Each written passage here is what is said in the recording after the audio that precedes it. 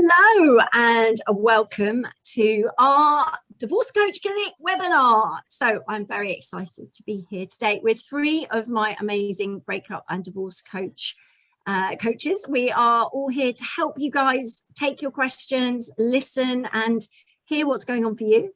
Our topic for today is how to let go and move on from your ex. Now, I know a lot of people will be struggling with breakups right now. I get so many questions. In fact, on my Instagram this morning, I've got so many messages of people saying, Sara, I'm really struggling today. It's the weekend sucks. And I know the weekend can be really tough if you are on your own, going through a breakup, coming out the other side, because you're used to waking up and doing the normal things, and now those routines are changing. But there is hope. There is lots of hope. There are lots of things you can do. And so today we're going to be helping you, giving you top tips to help you let go, move on. So please just pop your questions, and it's great to see so many of you joining us today. Just pop your questions in the chat box and we will get to them. We will be taking questions, giving you advice. Pop as much as you can into the questions so we understand a bit about the background and what's going on for you. If there's anything particular you're feeling stuck on, do ask. We've got three amazing coaches here today to help you, who are all doing amazing stuff and helping lots of people. We've got Hayley. Give us a wave, Hayley. Hi guys. And we've got Rachel and we have Jenny. So welcome everybody. Thank you so much for joining me today. So one of the things I always find is that when you're stuck in heartbreak, a lot of the time that you are hanging on to something because you're in love with the person that you fell in love with right back at the beginning of that relationship. And we kind of get hooked into that person, that image, that the first, even first couple of months when everything was wonderful in that honeymoon period.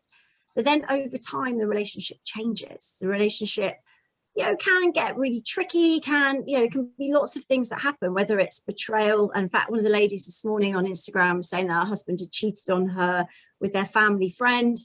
And she was devastated. And, unfortunately, we hear these stories all the time as breakup and divorce coaches. It's just something that, unfortunately happens a lot. So you're not alone, and struggling to cope with it is okay. You've come to the right place. You're listening to the right webinar, because we're going to help you today with that. What happens is you're still hooked into that person that you fell in love with, and then the behavior changes, things happen, but we still hope that they're going to go back to being that person. And quite often they aren't. And quite often now that person you fell in love with doesn't exist in that form anymore. Okay. But realizing that helps you unhook and move forward. So I'd like to get my coaches involved because they have some great tips for us today. First of all, Hayley, introduce a little bit about yourself and what you do. Sure. So my name's Hayley. I've been working as a divorce coach now for just over 18 months after training with Sara. I am almost 3 years out of my relationship. And actually kind of the transformational journey has led me to want to work in this area, really to make sure that I can give people the support that I needed during my own separation. So that's, what I'm passionate about. I love helping people make a difference so they can live really fulfilling lives. And you're doing a great job with your Instagram, Heartbreak to Hayley. Is it Heart to Heart with Hayley, isn't it? That's it. That's right. If you want to follow Hayley, you can find her over there. So Hayley, what are your top tips for getting unstuck and moving on for the people listening today who are struggling with that? Sure. Well, there's a couple of things that will come really, hopefully quite simply to people. So first and foremost, one of the things that we find ourselves doing when we really are in the pits of heartbreak is that we constantly end up repeating our story time and time again to whoever's going to listen, depending on the circumstances of your breakup. Sometimes it's because you want people to understand and take your side of the story, or just because you're still processing what's going on. But what this actually does, you talked about being kind of hooked in, Sara.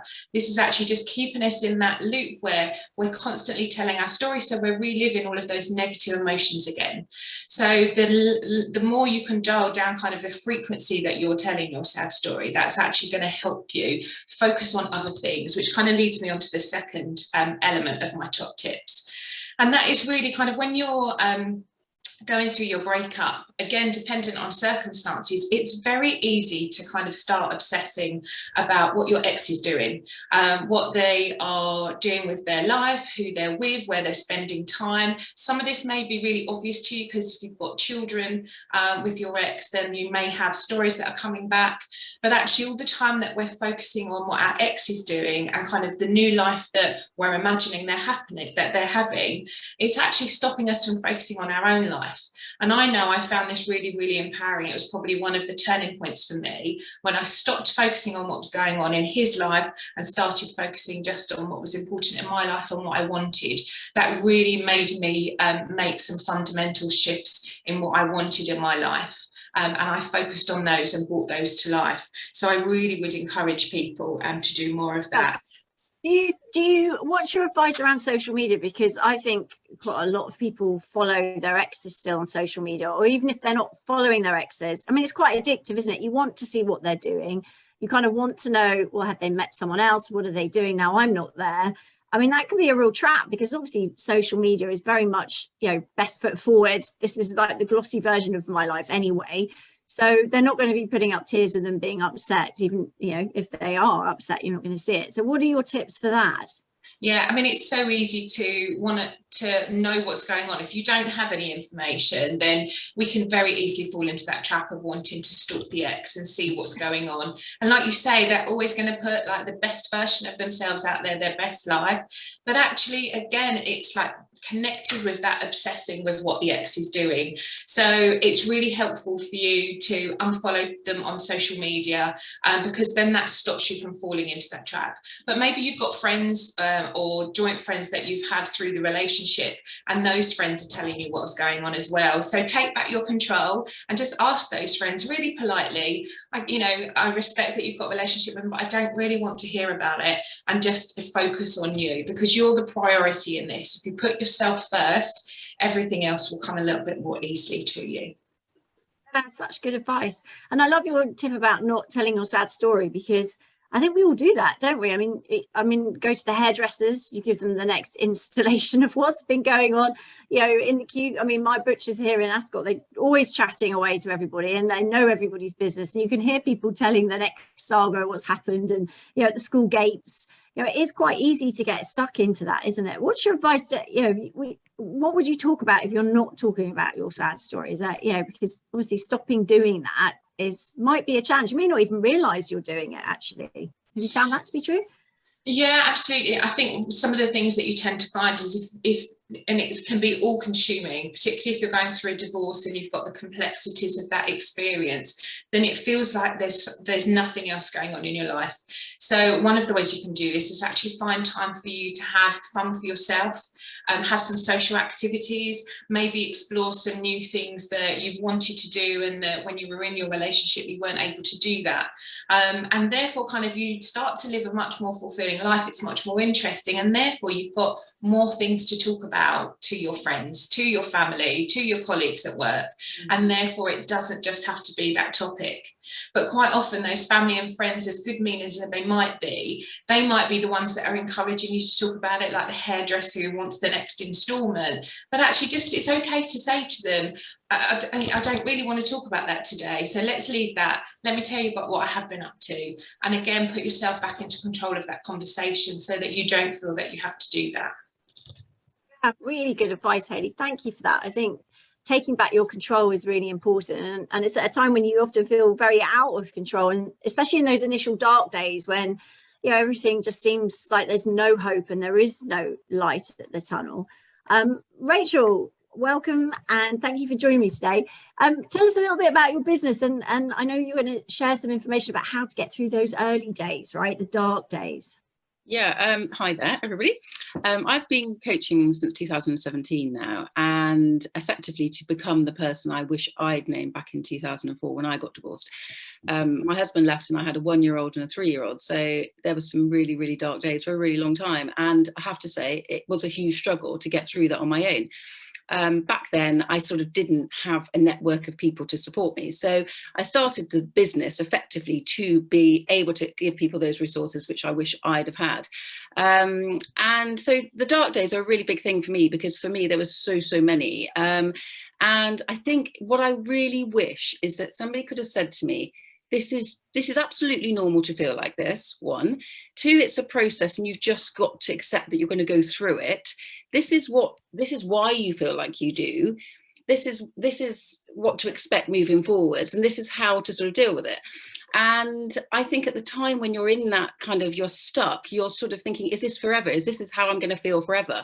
And then the tendency is to think, well, have I made the right decision? Should I go back? Or you end up spiraling into sort of a self-destruct. So accepting that actually this is just a process you're going through would really help, would have really helped me at the time. And I think the most important thing is expectations we put upon ourselves. So actually, you know, getting up and just getting up, some days that's enough. If getting up and washing your hair, if that's all you can do that day, then that is still getting up and washing your hair. I think we all feel in the sort of light of social media that we should be up and meeting new people and having a haircut and losing weight and starting a new business like in sliding doors, and that suddenly this miraculous life is going to happen. But the reality is some days you just don't even want to get dressed, and just knowing that that is okay, and that each day we take baby steps forwards, and they're the steps that take us through that journey, because effectively it's a grief cycle that we're moving through. Absolutely. And it is the grief cycle. I think people don't realise that, you know, it is a very traumatic event. And actually divorce is known, shockingly, as the second most traumatic life experience we go through after death of a loved one.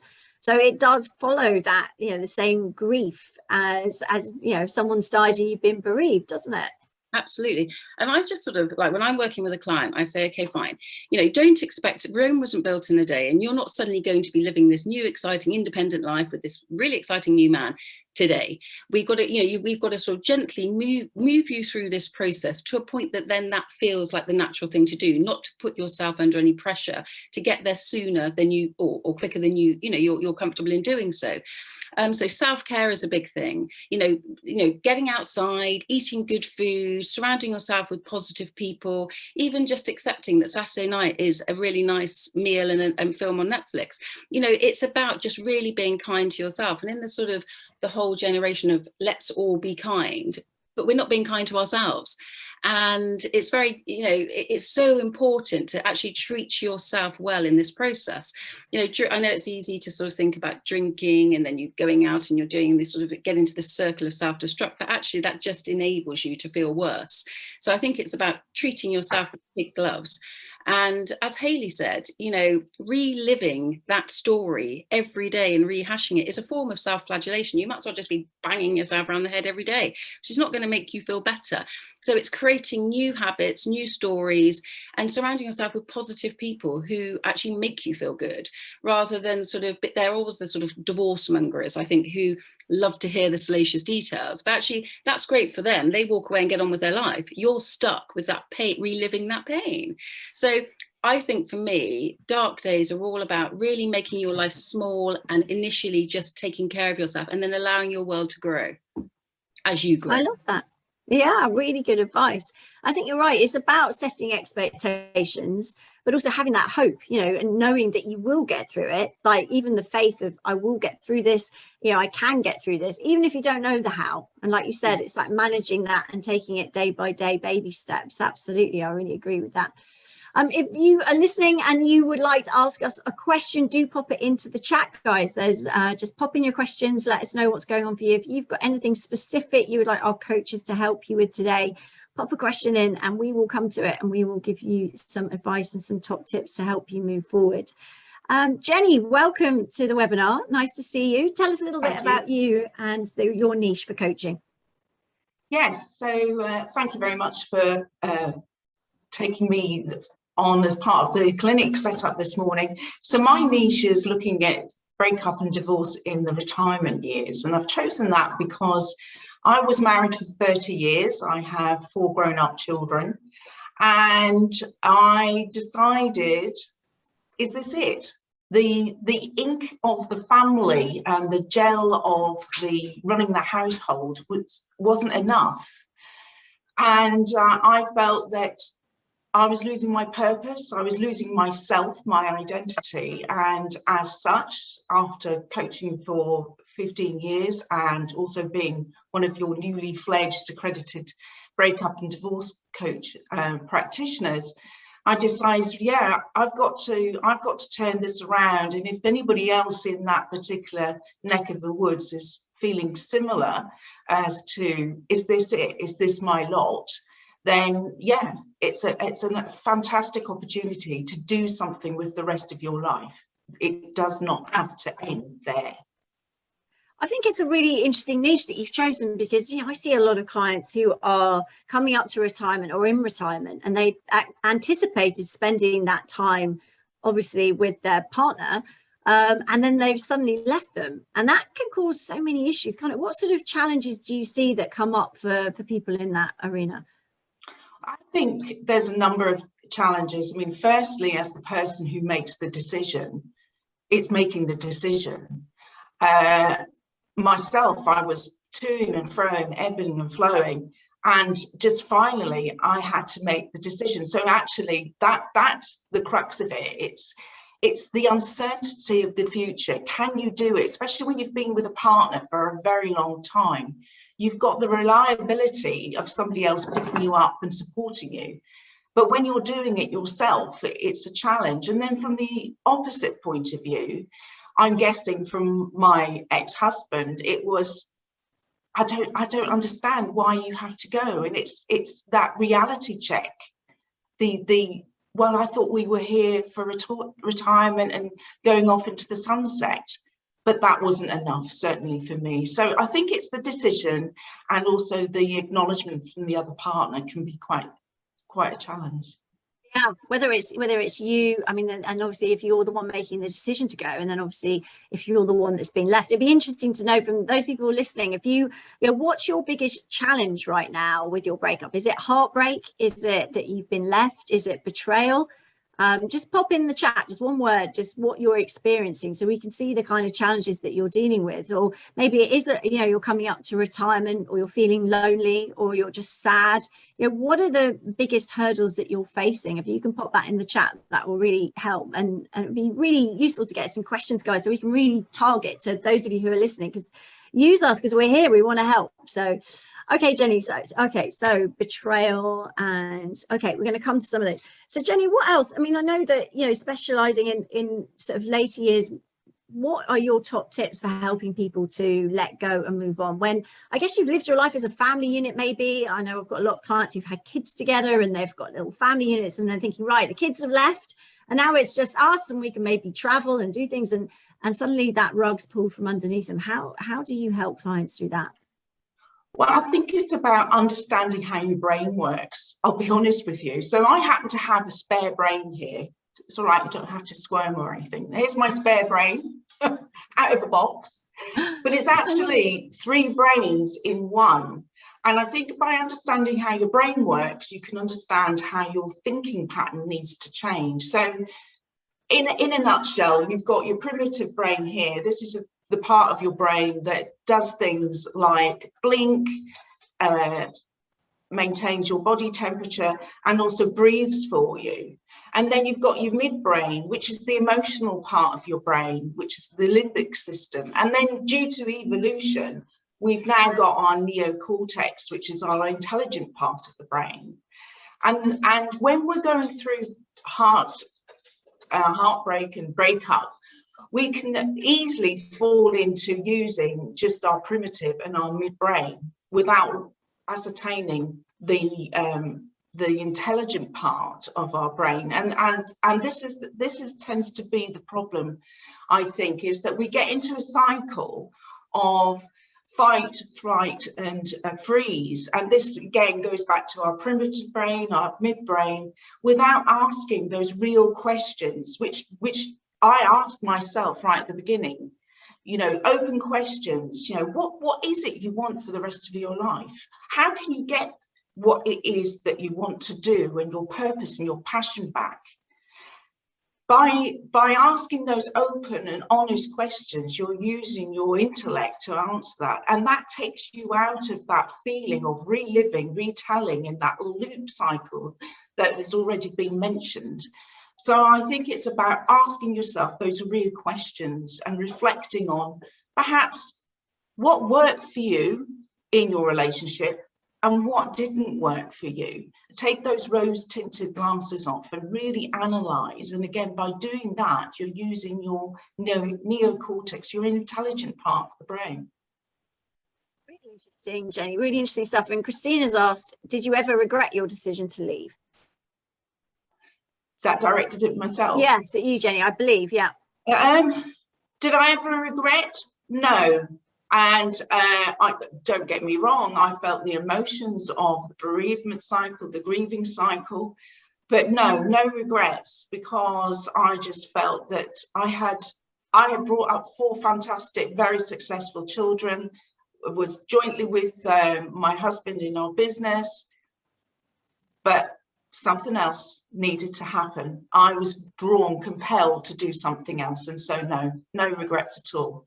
I think it's a really interesting question, actually, because, you know, if you don't know whether you should stay or go, then I would suggest you need more clarity to get to the bottom of that. And it's not about forcing yourself to do something you're not sure about. It's about trying different things to see if you can come together to make it work. So, you know, if you can sit with your partner and say, look, these are things I love about the relationship and that work for me. I think it's always good to start with those positives, but then bringing in some of the things that aren't working and saying, look, I'm not sure if you realize, but when this happens, it makes me feel like this. So what can we do to improve on that situation? And committing to even like a 3-month plan so that you both work together to see if you can make some improvements. And if those, you know, are sustainable, because you might, you know, have to, for example, cook dinner every night if that's something they want, or, you know, take more effort with, you know, I don't know, with your parents or organizing date nights. So, you know, if it's something that's sustainable and it works and it gets better, great. If it doesn't, then you've got more clarity and you'll be in a position to make a better informed decision about whether you stay or go, because we don't want you to rush into something without thinking it through. You know, we take, you know, months and months to plan the wedding, right down to, you know, what's on the table and the canapes and what, you know, what colors the bridesmaids are wearing and all that stuff. Whereas, you know, getting out of a marriage should take, you know, a long time too, thinking about it, working at it, both trying. If one partner will and the other won't, you can still, you know, do certain things to try. And if it's not sustainable, it's not making a difference, then you have your answer, right? We've got some great questions coming in, some great topics. I mean, betrayal, Mary says betrayal, Joan says betrayal. I mean, betrayal is obviously a big issue. If someone has cheated on you and you are struggling with that, I mean, obviously it has a knock-on impact on your confidence or self-esteem. Understandably, Tracy says that she can't come to terms with it, with betrayal. How do I get him out of my head? It's the first thing I think about when I wake up and the last thing when I go to sleep. We were together for 17 years. I found out about the affair 18 months ago and she's been on her own for 5 months. So, I mean, obviously that's a tough situation, right? And going through betrayal is going to be a challenging time. Having been there myself, I know how tricky that is. And the ugly crying and the sobbing and the thinking there's no light at the end of the tunnel. But there is, isn't there, guys? There really is a light at the end of the tunnel. And there are lots of things you can do to help dial down those negative emotions, because we all control the remote control to our brain. Even though sometimes it doesn't feel like it, we think, oh, they've done this, therefore my life is over, this is ruined.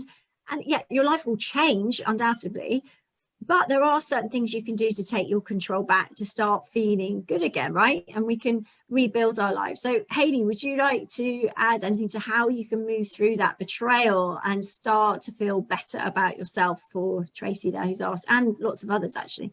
Sure. I wanted to go back to something that Rachel had said earlier on about being kind to yourself, because it is a really important part of the journey. We have been heartbroken, you know, our world has been ripped from underneath us when we've gone through betrayal in a way that kind of we wouldn't necessarily anticipate.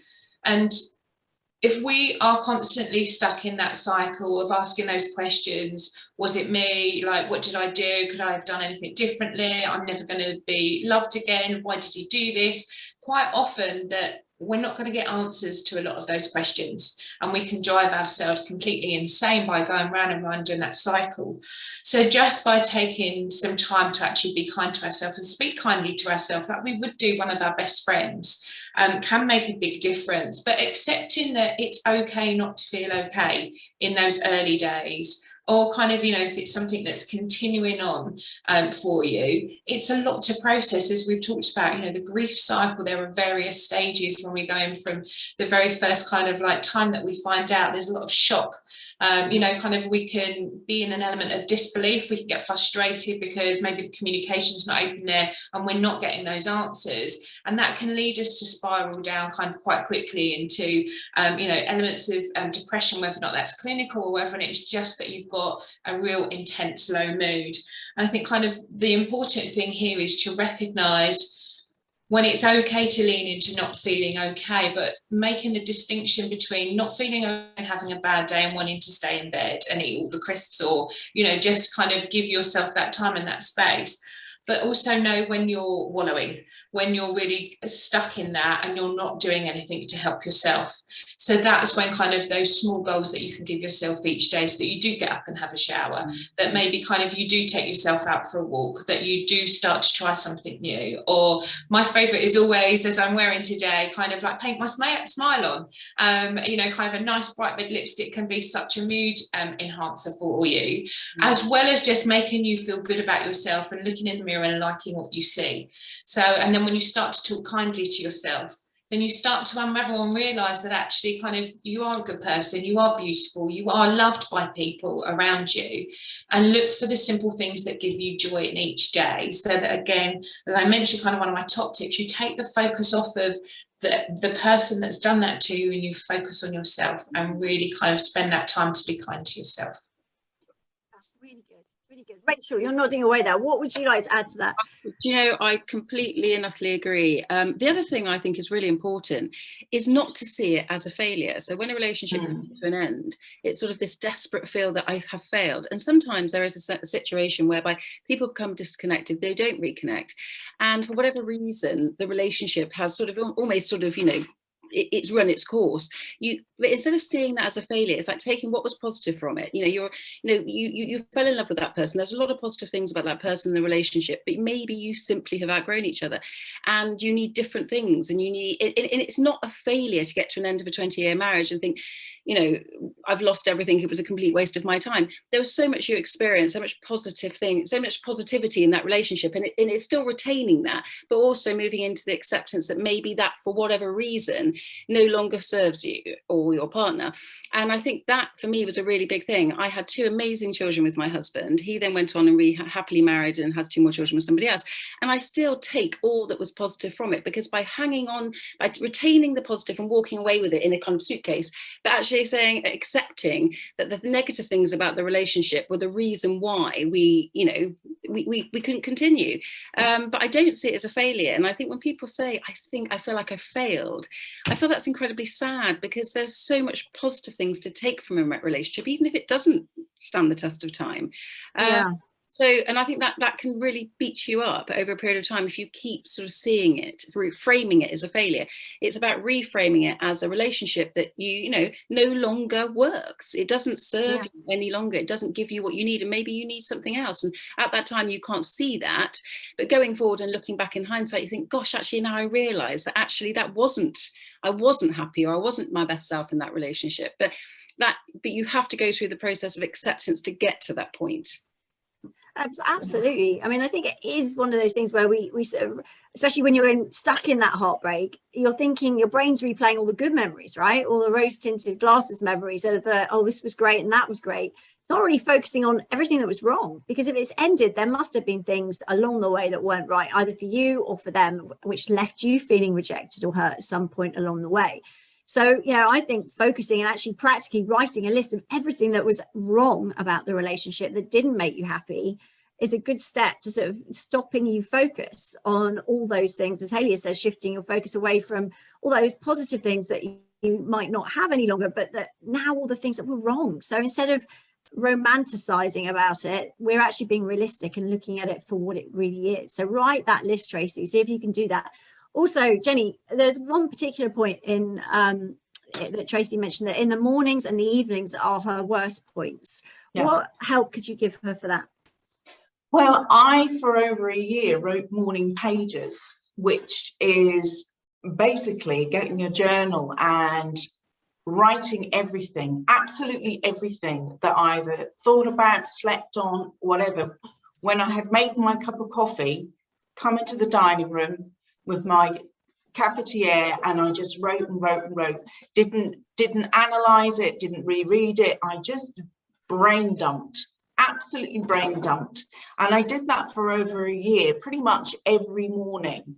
And I dated it, and I said what was great, what wasn't great, even things like, oh, must remember to get the car serviced, everything. And I think that enabled me to move on, because at the end of the day, the main person that you always talk to is yourself. And if you are not being compassionate with yourself, then guess what? You walk around with a boxing glove on your hand, and you're constantly beating yourself. And it's a fantastic technique to take that boxing glove off and to actually move forward in a constructive way and really see what was great, what was not so great, and that will help both getting to sleep and also dumping things for the rest of the day.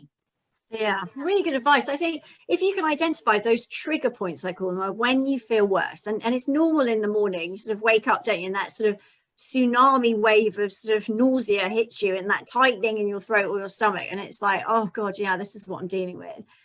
I think, changing your routine in the morning. So maybe that's changing your alarm as well. So instead of it being beep, beep, beep, beep to wake you up, it's like Happy by Pharrell or something that, just little things that are going to change slightly how you start your day. Either, as Jennie said, journaling if that works for you, or getting up and, putting some happy music on, or doing something that is going to change your state, even though, you still are carrying that. There's no magic one to take away all the pain, but we can dial it down. Remember, we control the remote control to our brain. So, if you sit and wallow in those negative thoughts, it's going to be worse. So what can you do? You can try and dial it down by changing those routines. So in the morning and the evening, it's worse. Look at what you're doing and change what you're doing to something else to give you a little bit of a break from those feelings. And after a while, it just becomes sort of a natural pattern, I think, as well.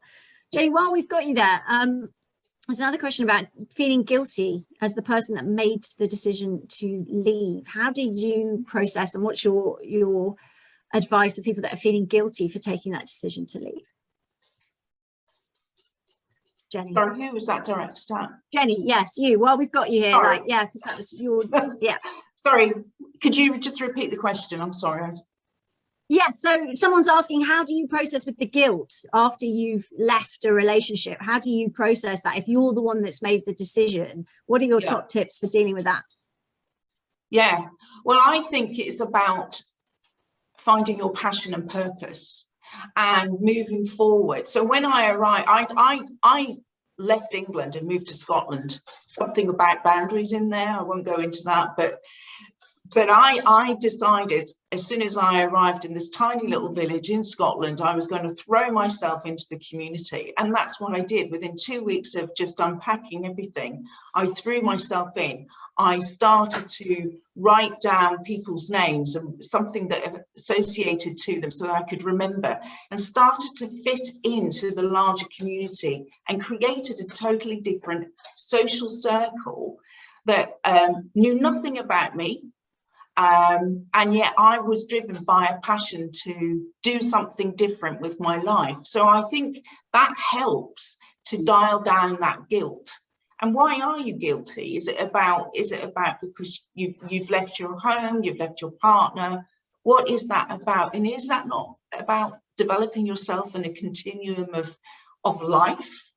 So maybe change the word from guilt to actually, well, let's be honest, let's be honest with ourselves and start asking those open questions with yourself. Yeah, really good advice. And also, you don't have to leave your ex in an emotional state. I mean, we can, quite often with clients that feel guilt, there are ways of building a team around them so that they have the support and that it's a little bit easier for them. If they, I had a client who, well, her and her husband had been together for many, like over 40 years. They wanted to break up. It was more him than her. But he stayed for 6 months, and they had a deal where he would teach her how to do all the online banking because she'd never done any of that. He would build her confidence up driving outside of the town that they lived in, because she'd only really sort of poodled around, and long trips to relatives and things he would always do. So he stayed, and then she taught him how to cook his favorite meals, how to use the washing machine, believe it or not, and all those things. So they stayed together to create that. And then they moved on. So there's, maybe you don't want to stay in the house, but there are, ways you can help reach out to some of their friends. So if they're not going out as much, those sort of things. So it's not about just leaving and there are things you can do, even from a distance, via friends or family members, to ensure they are getting some support. Okay, we've got lots of questions here to get through. A lot of them about finances. So financial difficulties. Someone here, Fiona, said, how do you embrace your new life if it looks very different? In my situation, due to the pandemic and me not wanting to fight my controlling narcissistic ex in court, I'll be able to buy a house, but I do have financial concerns about how I will be able to live a good life. I've managed on very little over the last year, but I'd like to have a holiday and go out to eat. So, that's something that's very common, isn't it, guys? And we see this all the time, where clients are having to face a change in lifestyle and look at different ways to create income streams. Hayley, what tips would you give to somebody who's going through this? Sure, and I've had to make some of those changes after my separation. So there's been a number of different approaches. So I think we were lucky enough with kind of 2 good incomes in our household previously, that we didn't necessarily have to think about things quite so meticulously or focus on a particular budget or spend. But after the separation, then that was something that changed. So setting myself a clear budget and actually getting the clarity over my finances rather than sticking my head in the sand about it meant that I knew and I was in control of it. So I knew what I had to spend. And if those sorts of things were important to me, like the holidays and those sorts of things, I would save really hard. But in order to do that, obviously, if you've got a limited pot, then I used to treat it as a little bit of a game. So thinking about where you can save money, using discount codes, top tips around shopping a bit more savvy by buying things in bulk and maybe freezing things. So from a practical point of view, whilst it's not particularly sexy, it's something that works, and therefore you're able to maximise the finances that you've got to still being able to enjoy some of those things, but be realistic with yourself around what you can do and what you can't afford. So, the thief of joy is comparison. Don't feel like you've got to have all these big fancy holidays just because everybody else has. Particularly with me and my son, he's happy having adventures and exploring. We don't necessarily have to go miles away to be able to do that. I think kids just enjoy the break and the quality time that they have with you. But in addition to that, one of the things that I did experience was I work in the retail industry, and we know what that's been like over the last few years completely. So for me, for longer term financial security, I wanted to make sure that I had a little bit of a backup plan. And my backup plan, having worked in learning and development and one-to-one coaching in the corporate world, was my decision to train as a divorce coach. So this was an opportunity for me to start to build a business on the side and actually start to then generate a second income for myself, which enabled me to then supplement my salary and give me a little bit more flexibility. That journey has been, as I say, over the last coming up for 2 years now, and actually that plan B has kicked into fruition because I'm about to be made redundant from my full-time corporate role. But actually, rather than that being whilst it was a shock, such a daunting, scary proposition that as a single mum to pay bills and keep a roof over mine and my son's head, it's meant that it's taken a lot of pressure and stress out of the situation because I've got a plan. So my decision now is going to be to invest and grow my business and work and develop my coaching business to be much more of a full-time proposition rather than the limited amount of support that I've been able to provide to my clients just 2 evenings a week, but it's work that I have a huge amount of passion for. It gives me a great sense of purpose. As I said at the beginning, I get a great deal of satisfaction of being able to help people and move them through kind of this life stage, because I know myself from my experience just how transformational this journey can be. And actually the pride that I've got in myself, knowing that I can stand on my own 2 feet and that I've done that for myself and I'm not reliant on anybody else, is just something that has given me a huge amount of confidence over time. Yeah, absolutely. I mean, your story itself is very inspiring. And for those of you that are thinking about wanting some coaching, I've put a link at the top of the chat box if you're interested in finding out more about some of the coaching that's available. Okay, I mean, so many questions coming in, Rachel. I've got questions about dating again. How do you get back out after betrayal? Would you like to give us some tips about how people can get themselves back up and out there on the dating scene again after you've been cheated on? I think that's tricky, isn't it? Because I've done a mirage of dating over the last 17 years. And I have to say, I'm happily still single. And that's not because I don't want to be with somebody, but I'm just enjoying being the person that I've sort of redesigned my life as I've redesigned it. And it's when I first got divorced, I thought I was desperate to recreate what I'd lost and recreate this sort of family environment, and thought I'd have more children, and just had a very clear picture of what my new life was going to look like. And in fact, 17 years later, it doesn't look anything like that. So I think I spent so much time working on myself that I probably didn't give dating a chance in hindsight. So I think it's about balance, isn't it? You can still be a good mother and a present mother, but find time for yourself to once a week give yourself 2 or 3 hours in the evening to go on a date. I don't know, for me, the dating apps can be quite scary in the sense, if you're emotionally feeling quite vulnerable, maybe the dating app probably I wouldn't necessarily recommend in the very early stages, but maybe just being a bit more open to going to new clubs, meeting new people through different sort of more natural organic environments is probably slightly gentler. When you're a bit of a veteran like me, then maybe you can sort of dive into the world of internet dating, but I think probably that takes quite a lot of self-confidence and courage to be able to do that, because you are vulnerable in that space.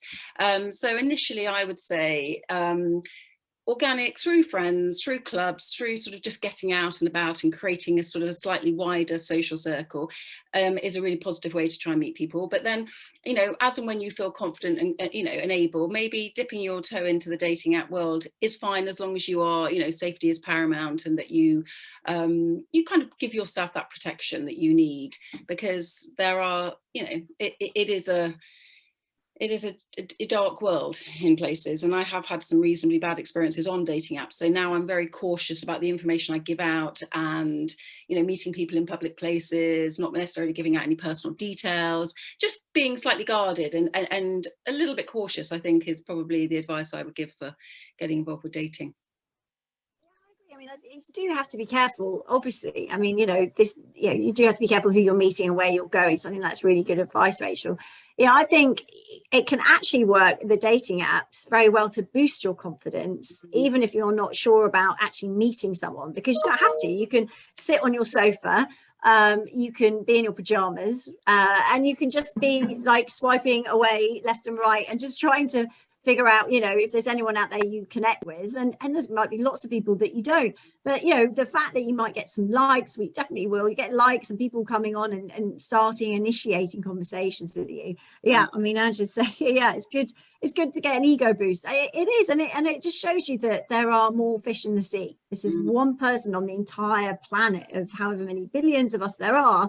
And, you know, all your energy, as Hayley was saying, is focused on that one person. I think quite often it's about taking your control back by sort of expanding out to think, yeah, okay, well, you know, let's give it a go. Let's get back out there. You know, if you're anything like me, the only person that knocks on your door is going to be the postman or the Amazon delivery guy, or maybe now the takeaway delivery guy, but, you know, or woman. And unless they're your cup of tea, you've got to get out, guys. You've got to get out. All right, I'd just add to that as well that And I have dabbled in the dating apps and had kind of various experiences, but ultimately it's a numbers game. So don't expect that, you know, you're going to find love immediately, or that you're not going to have to go through, what's the saying, you kiss a million frogs to find your prince. You don't have to kiss them all, obviously, but you can chat to them. But realistically, you know, for all the likes that you may get, I find myself personally that there's probably about 1% that I would happily have a conversation with or be interested in. But so it can be a bit of an ego boost, but it's just practicing as well, talking to people, like when you've not been used to talking about yourself or selling yourself in that way and putting your best foot forward. So you don't have to commit to anything. You just have to start out by dipping that toe in the water and trying it and just taking it as slowly at your own pace as possible. But it can be fun as well. Well, it's meant to be fun. That's the whole idea. So yeah, that's good advice. Good advice. Hayley, you're a single mum. People are asking, how do you cope with being a single parent after, you know, having the two people to help out, and now it's all on your shoulders? Sure. Well, I'm lucky that I've got joint custody, and I absolutely hate that word. So I share time with my ex, like 50-50. But actually, kind of that doesn't mean that the days and the times that I have with my son, when it's just the two of us, can be very intensive. I mean, God knows, after lockdown and homeschool, they were my dark days at times. But ultimately, kind of, it is just about finding the right balance and supporting one another. My son is 11, so I've been able to have conversations with him to explain around, you know, what we can and can't do kind of between us. And he's been great at kind of that point of maturity of giving him little responsibilities in the house, so that he helps me to do bits and pieces in the house. And actually, he really enjoys that. So it's surprising when you give them little responsibilities. He actually, at one stage, I thought I'd actually won parenting, full stop, but he asked if he could iron his school uniform. I was like, yes, that's a win, because it was something that he enjoyed doing. So getting them involved, you might think kind of, if we do so much for them, you're not actually preparing them in the longer term with some of the essential life skills. So there's no too bad time to actually get kids involved, just to help support with the chores. But again, be kind to yourself. Oh, that's such good advice. I think we want to know the secret of getting your kids ironing their school uniform at the age of 11. That sounds great. Okay, I'm just going to read. Joan has popped in the box. Struggling to stop all contact with my ex, who cheated and got someone else pregnant. He left and essentially has a life with her, but he's on the phone to me every day, tells me he loves me every day, comes over every week, having his cake and eating it. While I'm stuck hanging on to his every word, hoping that there is a future for me and him, I feel like I'm not moving on at all. Part of me doesn't want to let go, but part of me is desperate to feel like this anymore too. Okay, Jennie, would you like to take that one? Yes. So I think a great strategy is to give yourself time, step out of the emotional elastic band type of arrangement that there seems to be between yourself and your partner. And you get off the phone. If he needs to talk, then make it really factual. Again, you're using your intelligent aspect of your brain, your neocortex, where it's just like pleasantries, but there's no emotional to it. You're answering black and white. It's factual. And yeah, give your time, because at the end of the day, you are there to protect yourself. You are there for your own self-care, not for your partner and not for his extended family. So yeah, be kind to yourself and think, what is it that you need to stop that elastic band pulling you back together? Yeah, really good advice. I think it comes down to boundaries as well. I think, Joni, I mean, ultimately, and I think somebody else was talking about getting her on dating apps as well, Denise. It comes down to setting your own boundaries. What is acceptable behavior for you? What is okay? What isn't? And recognizing that, you know, if you still have contact with someone, they're still going to be hurting you. And, you know, what do you want from a partner out there? And I think actually for both of you, you know, putting a safety net underneath you might be to start thinking about, what is your ideal partner? What do you want from a partner moving forward? Not just, you know, looks and, you know, hobbies and interests, but what do you need from that partner? because it might be that you need someone who's loyal, someone who's committed, someone who's honest, somebody that isn't just after a one-night stand, or that, you know, wants to talk about their emotions, or is able at least to talk about emotions.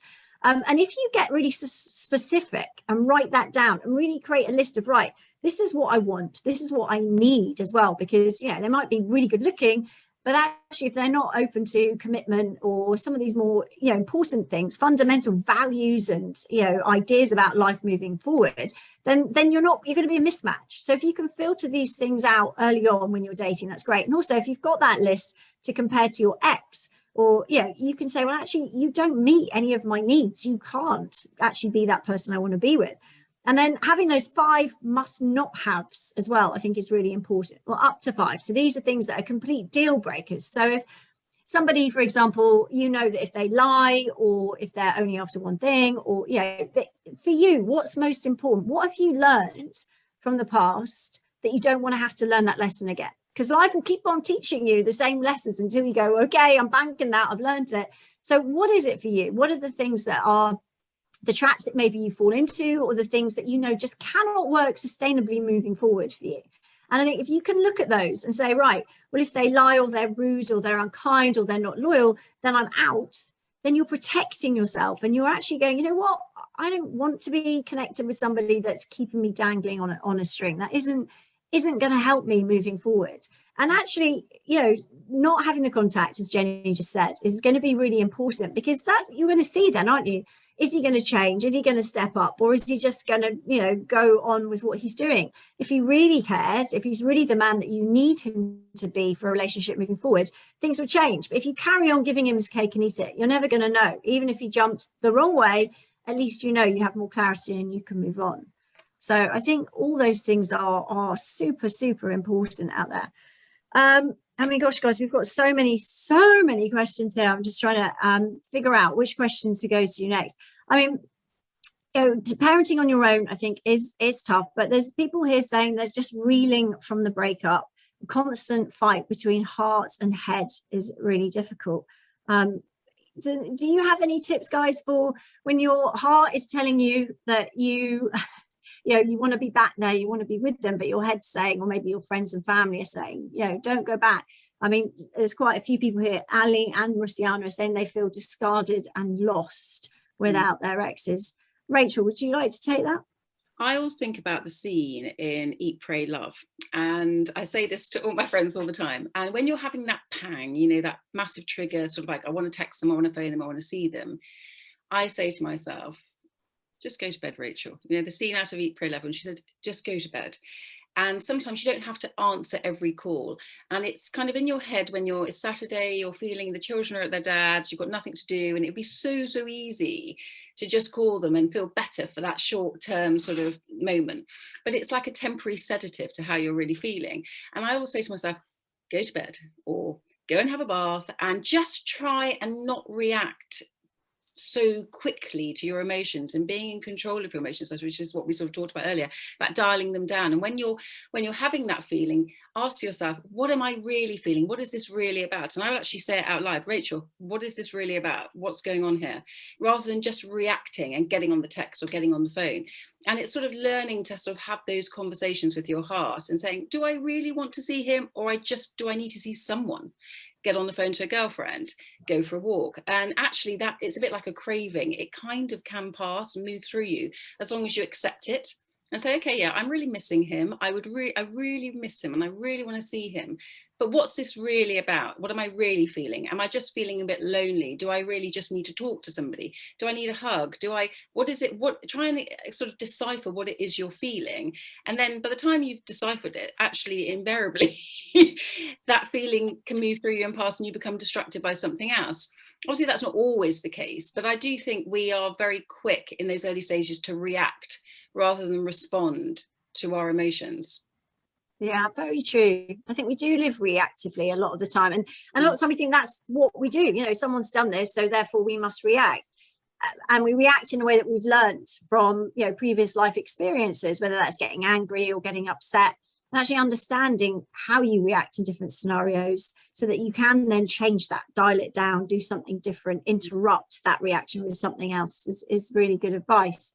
Okay, so we're coming to the end. Sorry, Rachel, go on. So the one thing I was going to say is it's like learning to self-soothe as well, and being able to self-soothe and know that when that time is required. And I've done a lot of learning how to self-soothe. I think it's really important that, you know, it's like I actually go upstairs, I create a cocoon, I have books, I have my laptop, I have lots of nice cushions and blankets and candles, and I go into my sort of self-care cocoon. And it's really important to be able to self-soothe and understand what it is you need to do when you are needing that comfort, which invariably is what it is you're looking for.